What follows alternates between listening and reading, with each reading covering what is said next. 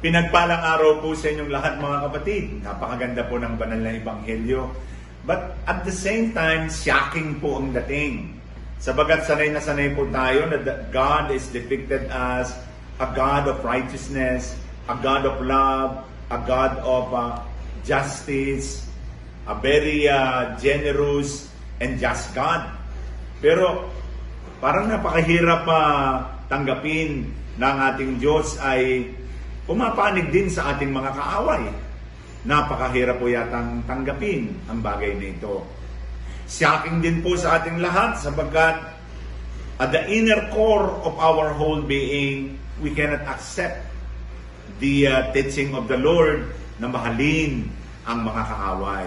Madali lang pong mahalin yung mga kamahal-mahal, kaibig-ibig, pero yung mga tao pong nagwawalang hiya sa atin, mga tao pong naninira sa atin, mga tao pong gumagawa ng masama sa atin, mamahalin natin, ipagdadasal pa.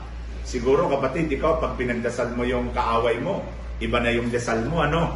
Aminin man o natin o hindi, maaaring sabihin mo, sana matuluyan na siya, sana kunin na siya ni Lord. Pero it's a big step that we follow the teachings of the Lord.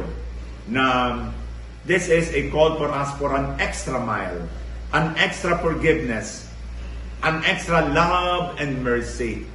Sabagat mahirap pong tanggapin yung turo ng Panginoon, kabalintunaan, kabaliktaran. Sabagat kapag may kagalit tayo, pag sinampal ka sa kabilang pisngi, sabi ng Panginoon, iharap mo pa yung kabila. O, hindi pantay, ito naman. Mapakahirap po natin siguro isagawa yun. Pag sinampal ka, sampikahin mo rin, tadyakan mo pa. Kaya nga po, masasabi po natin na napakahirap. To follow the Lord means really dying to oneself. It is a radical following of the gospel. Na tayo po ay madali lang magmahal doon sa mga taong gumagawa sa atin ng kabutihan.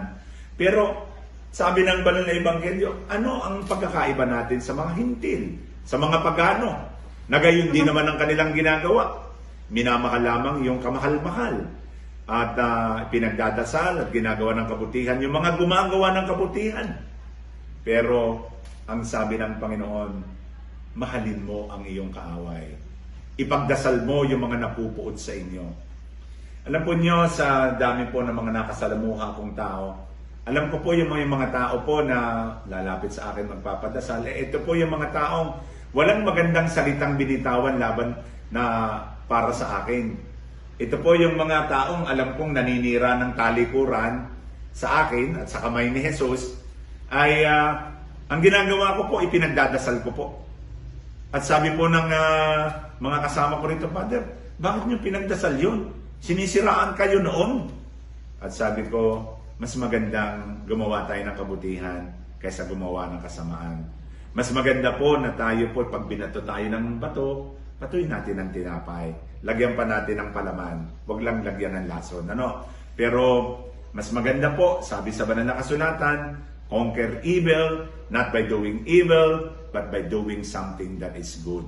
Kaya napakahalaga po sa atin na ngayon pong panahon ng Kwaresma ay makapagpatawad po ng lubusan. Lalo tigit doon sa mga taong gumagawa sa atin ng masama. Ito po ay pagpapahayag natin ng pag-ibig natin sa Diyos at pagiging mga anak ng Diyos. Sino po ba ang modelo ng pagpapatawad sa mga napupuot sa Kanya? Walang iba kundi ang Panginoong Diyos. Tandaan po natin ang Kanyang 1 sa 7 wika, ang unang kataga ni Jesus habang siya'y nakabayubay sa krus.